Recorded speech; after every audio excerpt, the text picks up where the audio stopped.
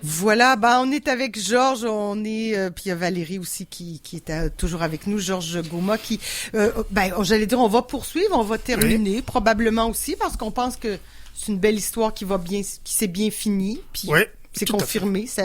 On va mettre un point, on espère, puis en ouvrir d'autres sur d'autres pays sur plus tard, pays, que l'influence du Sénégal soit grande. Mais là, donc, revenons, petite mise en contexte sur la victoire de Diomaye Faye. Voilà, tout à fait.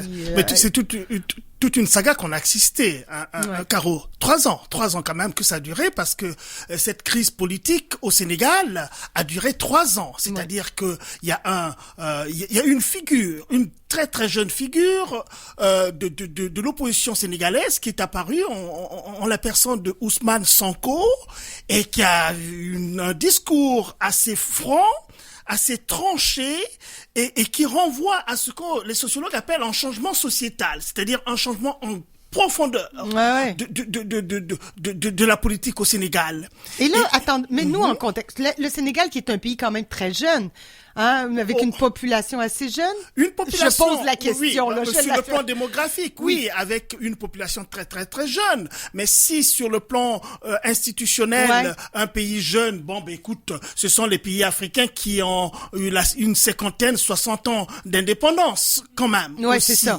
Donc la jeunesse aussi peut se lire à partir de là, l'accès à la souveraineté de la plupart des pays africains au lendemain, n'est-ce pas, autour des années 60. Donc le Sénégal ne déroge pas, n'est-ce pas, à cette règle-là.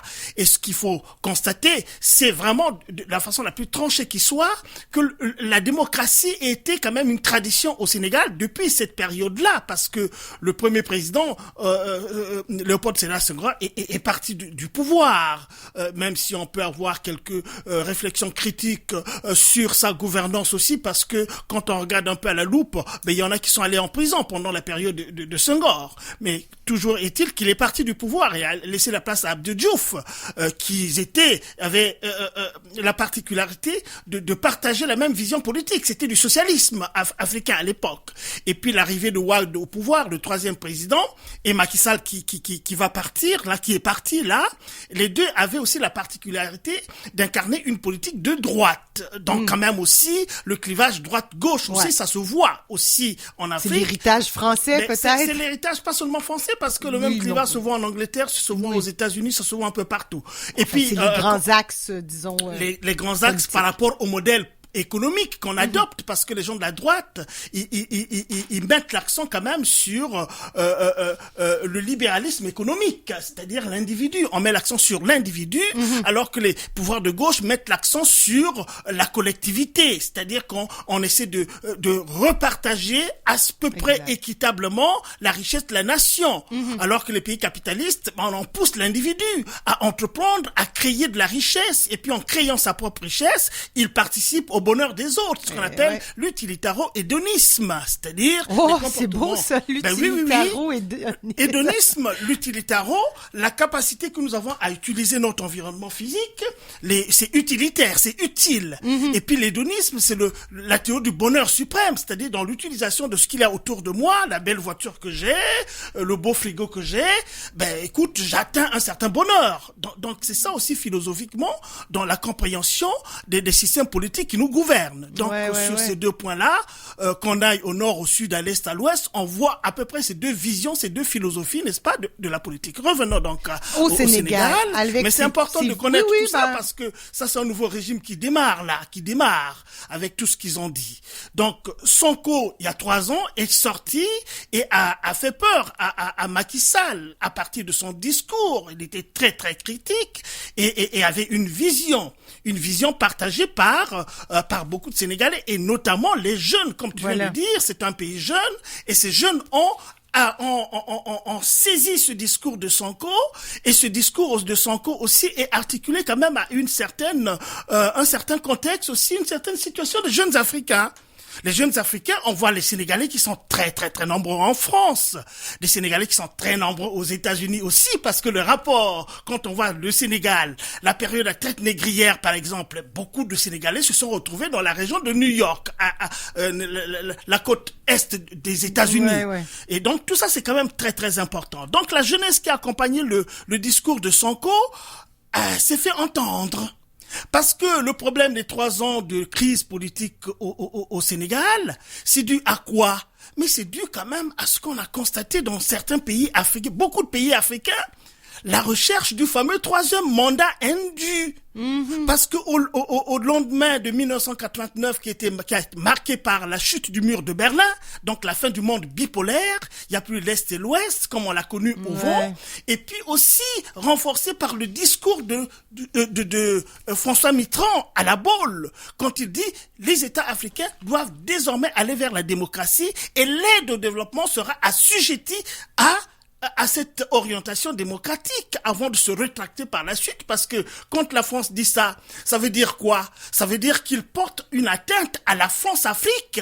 La France-Afrique qui est une des relations ténébreuse et incestueuse que la France a entretenu avec une caste de personnes au pouvoir, les dictateurs qu'il a installés. Ben oui. Parce que quand on laisse la démocratie, ça veut dire que on laisse la liberté aux gens de choisir qui ils veulent. Ben oui, et ça déroge complètement. Ça pourrait pas être à l'avantage de la France. Mais ça peut pas être à l'avantage de la France. Donc les 3e mandats qu'ils ont cherché mais la France n'a rien dit pour arrêter un peu cette folie des 3e mandats indus.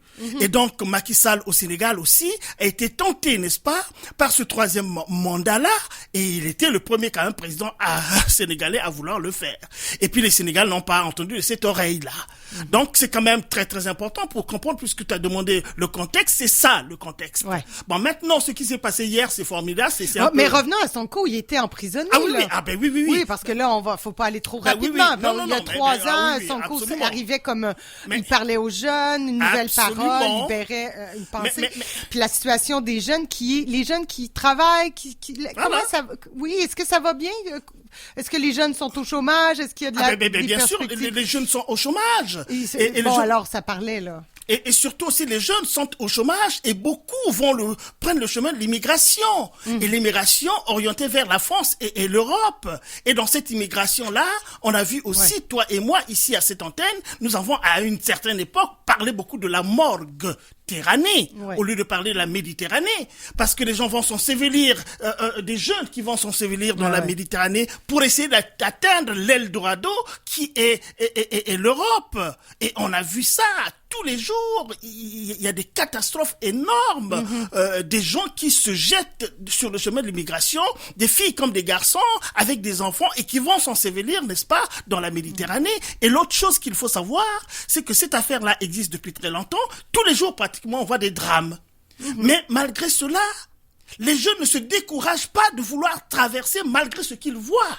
Donc c'est une façon de dire que donc les États africains ont atteint un niveau de délabrement et de complètement boucher l'avenir des jeunes, quitte à perdre la vie, c'est une question de vie ou de mort. Alors que au fond, la réalité, c'est que l'Eldorado, ce n'est pas l'Europe. L'Eldorado se construit en Afrique parce que l'Afrique, c'est le continent le plus riche potentiellement. Et les guerres qu'on voit aujourd'hui, on parlait de l'Ukraine, mais toi et moi, on a vu que, l'Ukraine, c'est des Européens qui, comme d'habitude, c'est des grands chiffonniers qui continuent à se faire la guerre, malgré le traité de la Westphalie de 1648, qui a fait la reconnaissance, n'est-ce pas, des frontières et des souverainetés, mais on continue à se faire la guerre, parce que le traité de la Westphalie de 1648, ça met fin à la guerre des 30 jours et des 100 jours.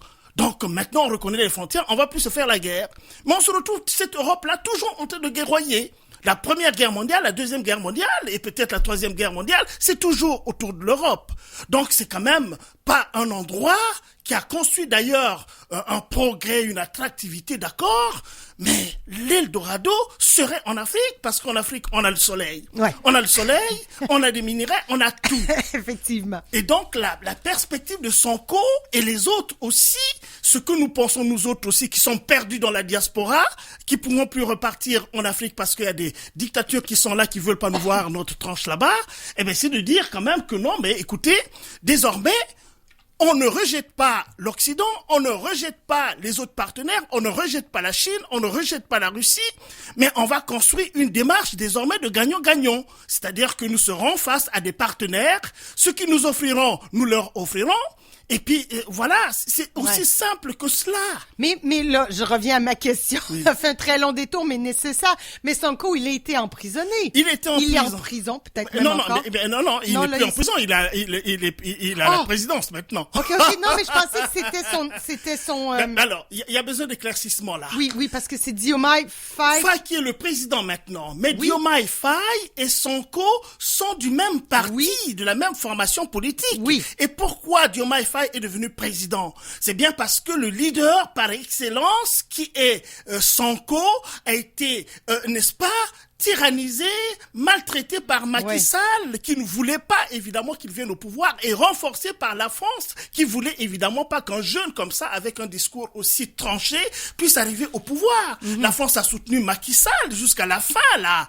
Et donc, comme Sonko s'est vu sa possibilité d'être président enlevée, alors il a dit, mais d'accord, comme je peux pas me présenter, alors je pousse mon jeune frère, Diomaye Faye, je te mets devant puisque c'était son second dans le parti. Et puis aussi, l'autre chose, Caro, ce qu'il faut savoir, c'est quand même que Macky Sall les a sortis de prison 10 jours seulement avant l'élection. Donc, il y a une stratégie dehors, derrière la tête, malgré ce qui s'est passé au Sénégal. Ils pensaient que, en 10 jours, comment vont-ils faire une campagne en 10 jours, alors que moi, j'ai fait ma campagne depuis très, très longtemps. Donc, ils pensaient que le fait que ça soit le second de Sonko, pas Sonko lui-même, le virulent, alors, et le fait que je leur donne très peu de temps pour la campagne, ça suffira pour que mon premier ministre, Amadou Dia, comment on l'appelle, son premier ministre, le poulain qu'il voulait propulser, pas Diomaye Faye, quelque chose, le premier ministre, qui pouvait faire quelque chose. Mais il n'a pas réussi, et c'est un raz-de-marée. A-t-on jamais vu? A-t-on déjà vu? Au premier tour, un garde de l'opposition, de plus, qui sort de prison, rafler la mise pour empêcher le deuxième tour. C'est du jamais vu, ça. Donc, ça montre à suffisance que dans la population, il y avait une volonté manifeste de changer. Et la population en question, Caro, tu l'as bien fait constater, c'est la jeunesse. Mais il n'y a pas que la jeunesse, parce que toutes les générations ont été drainées par ce jeune garçon. Et quand même, les gens aussi en ont marre. Ils ont besoin de changement. On peut pas comprendre que ailleurs qu'en Afrique, il y ait une circulation des élites politiques cadencé par de la démocratie pure et simple, de sorte que... on peut se réjouir parce qu'effectivement, là, après l'élection, les élections se sont bien déroulées. Il y a pas eu de... Ça pourrait arriver, ça aurait pu arriver. Certains avaient peur qu'il y ait peut-être de la violence. Il y a pas eu... Alors, ça s'est bien déroulé. Après, après l'élection, on a reconnu tout de suite les résultats. Il n'y a pas eu de contestation. Non, il n'y a pas eu de contestation parce que c'était flagrant, c'était flagrant. Et puis, Macky Sall a été échaudé quand même aussi, hein. Il faut pas oublier que pendant ces 3 ans où il a voulu forcément rester au pouvoir ou bien traficoter les choses, transfigurer les choses, il y a eu des jeunes qui sont morts. Hein? Oui, il y a eu quand même mort d'hommes. Il y a eu mort d'hommes, et puis aussi, les Sénégalais n'ont pas reculé parce qu'il y a eu mort d'hommes. Voilà comment procèdent des révolutions. Une révolution, généralement, quand les gens en ont marre, la mort ne leur dit plus rien. C'est ça le problème.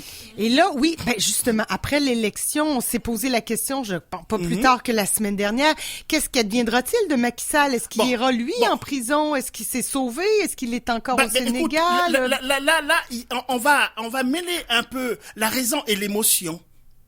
Mais je pense que raison et oui, parce qu'on peut interroger. Là, c'est Descartes qu'on va être interrogé là. Hein? Descartes qui séparait l'émotion de la raison, le fameux cogito ergo sum, c'est la séparation. Mais je pense que Descartes avait tort. Descartes avait tort de séparer l'émotion de la raison parce que le cœur qui pousse à la réflexion, c'est le même cœur qui pousse au sourire. Donc la raison et l'émotion, ça s'articule. Pourquoi je parle de l'émotion? Mais l'émotion, c'est quand même aussi quand on voit comment est-ce que finalement la passation de service d'hier, qui est un moment formidable, la passation de service, c'est fait de pouvoir, c'est fait dans un climat serein. Bon. Alors, formidable. Tu vois Macky Sall et puis le jeune président, des accolades à ne pas en finir ou des choses comme ça. Donc, on va se remuer un peu cette fibre de l'émotion.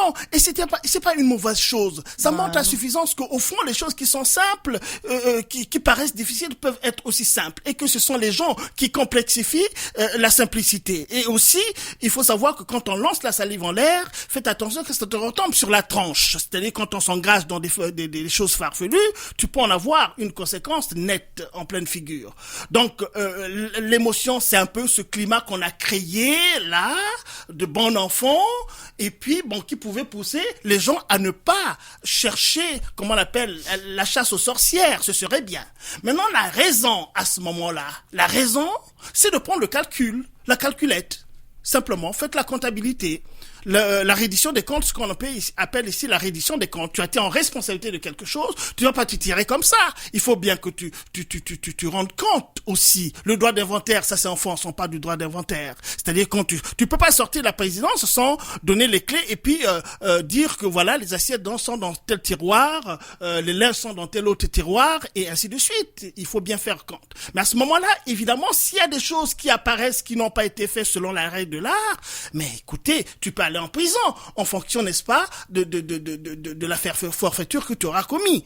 Donc là, c'est des choses qui vont arriver. Mais pour l'instant, laissons les jeunes s'installer. On va les laisser s'installer. Et puis ce qu'on a vu là, c'est quand même formidable. Ouais. Moi, c'est une image. C'est une image. Une personne qui était il y a même pas 2 semaines en prison et qui passe devant la garde rouge, la garde républicaine, avec tous les honneurs, alors que ce sont les membres de cette garde républicaine qui les pourchassaient il y a pas très longtemps dans les rues de Dakar. C'est une image. Alors, ça c'est formidable. C'est formidable pour montrer que finalement les choses sont d'une simplicité extraordinaire. Donc, les jeunes qui s'installent au pouvoir, il faut leur, comme une belle expression québécoise qui dit, donner la chance aux coureurs. Ouais. Il faut donner la chance aux coureurs et puis... Et ouvrir peut-être en terminant, il reste quelques petites minutes, mais ouvrir sur l'exemple que ça peut donner. Est-ce que ça peut effectivement influencer d'autres pays africains? Mais ça doit influencer. À commencer déjà par... Il y a 2 choses rapidement là, Caro. C'est que le Sénégal fait partie de la communauté économique des États de l'Afrique de l'Ouest, la CEDEAO, la fameuse CEDEAO, sur laquelle la France a voulu se peser de son poids, soit pour intervenir au Niger, faire la guerre au Niger, soit pour enclaver le Mali par rapport à ces 3 États en Afrique de l'Ouest qui se sont sortis de la CEDEAO. Donc maintenant, le Sénégal, avec le discours qu'ils ont tenu là, puisqu'ils veulent remettre à plat les rapports avec la France et les autres pays occidentaux qui ont des rapports d'affaires avec le Sénégal, et c'est tout à fait normal de repenser ces relations-là. Alors, est-ce que le Sénégal va rejoindre les États sahéliens qui se sont formés autour de l'AES? Est-ce que le Sénégal va rester dans la CEDEAO parce que le Sénégal c'est une grosse pointure dans la CEDEAO? Est-ce que ils vont ramener les 3 autres qui se sont fait dissension, qui ont créé l'AES? Il va les ramener au niveau de la CEDEAO? Mais là aussi c'est des grandes problématiques qui vont se poser là. Moi, si je veux donner mon avis, écoutez, moi franchement, le retour vers la CEDEAO avec l'agir politique qu'ils ont démontré, ce serait une forme de reculade. Ce serait une reculade. Mais par contre, ça peut aussi bien à condition que les choses soient mises sur la table, qu'il y ait des nouveaux termes, des échanges entre tout le monde et qu'on enlève un peu ce lien toujours rattaché, n'est-ce pas, à la France-Afrique, dont tous les spécialistes, y compris les Français, les Américains, les Anglais, les Italiens aussi, disent que la France-Afrique, c'est du passé avec l'histoire de la monnaie. Comment voulez-vous continuer à utiliser la monnaie du franc CFA qui est fabriquée en France, qui ravitaille les 14, je sais pas les combien de pays africains qui étaient des anciennes colonies françaises. Et cette monnaie-là, on peut pas l'échanger en France. Ben non. Vous le fabriquez en France, mais on est capable, les Français, les Français n'en veulent pas. Alors ça, c'est quand même des choses qui sont d'une aberrance insoutenable et qu'il faudra quand même qu'on revienne là-dessus. Si on veut continuer à faire des affaires avec les Africains, il faut quand même au moins respecter ces pays africains aussi et les considérer comme des partenaires à part entière, n'est-ce pas, dans le concert des nations, et non de continuer à les considérer comme des petits enfants qu'il faut apprendre la béquille, ou je sais pas moi comment on dit ça, quoi. Hein? Ben oui, ça je pense que c'est fini maintenant. Et l'allure telle que les choses sont parties là, ben ça sera ça ou rien. Ça sera ça ou rien. Ça sera revisiter les rapports avec l'Afrique et respecter l'Afrique et intégrer complètement l'Afrique dans les relations internationales, et tout le monde aura quelque chose à gagner, parce que ça sert à rien qu'on continue à appauvrir un continent immensément riche et pouvoir cette évaporation des Africains aller en immigration, aller rencontrer d'autres problèmes, parce que dans l'immigration, on pense que c'est eux qui sont le problème. Alors qu'au fond, que ça soit de là-bas ou que ça soit ici, c'est eux qui sont une partie de la solution du problème. Oui. Voilà, ben c'est une belle conclusion, ce Georges. Ben voilà, on va se terminer ça. là-dessus. Merci Alors, beaucoup, voilà. c'est très éclairant. C'est bien, c'est une belle chronique pour une fois que ça va bien. Voilà, ben c'est ça. Cette fois-ci, c'est positif là. Hein. C'est bien. Il faut donner la chance à ces deux jeunes là de démontrer de quoi ils sont capables. Bon, et puis, on parlera de négatif dans 2 jours. Je fais des blagues. Mais non, il y a plein de choses. Il n'y a pas de raison. Si on les écoute, si on change ce qu'il faut changer, ce que nous appelons en sociologie mutatis mutandis, en changeant ce qui doit être changé, ça devait marcher. Écoute, on verra dans 2 semaines qu'est-ce qui sera changé, puis on parlera d'autres sujets. Voilà, on va changer d'autres sujets là, on va trouver bien autre chose. OK. Et puis peut-être revenir aussi dans la diaspora. Ça fait longtemps qu'on n'a pas parlé des Africains dans la diaspora là aussi. Hein. Ah oui, il y a des choses qui se passent. Moi, Georges, je te laisse carte blanche. Ah bah oui, mais Caro, il y a une chose qui est de plus en plus massive, c'est la présence des Africains dans les régions du Québec. Ben oui. Ça, c'est un beau sujet. Évidemment, moi, tu sais que je vais enseigner soit à Bécomo, à Rouyn-Noranda, et je vais dans les universités là-bas. Et puis, je vois comment est-ce que, même ici à Lévis, quand j'ai commencé à enseigner à l'UQAR à Lévis, ça remonte maintenant depuis 2014, mais il n'y avait pas un seul étudiant noir qui traînait dans les couloirs. Mais maintenant, allez-y à Lévis, vous allez voir des cohortes et des cohortes des étudiants noirs qui sont là. Donc, il y a quand même quelque chose qui demande quand même à être pensé, parce que la chose que je vois là, malheureusement, c'est qu'on envoie des Africains dans les régions, mais on n'a pas préparé les gens des régions d'accueillir les Africains. C'est ça le problème, à mon sens. Par hypothèse, je peux avancer cette hypothèse, et la prochaine fois, on pourra dénoyauter un peu ça. Ben oui, hypothèse et validité, on verra. Merci beaucoup. Merci Georges. Bonne semaine, à dans 2 semaines.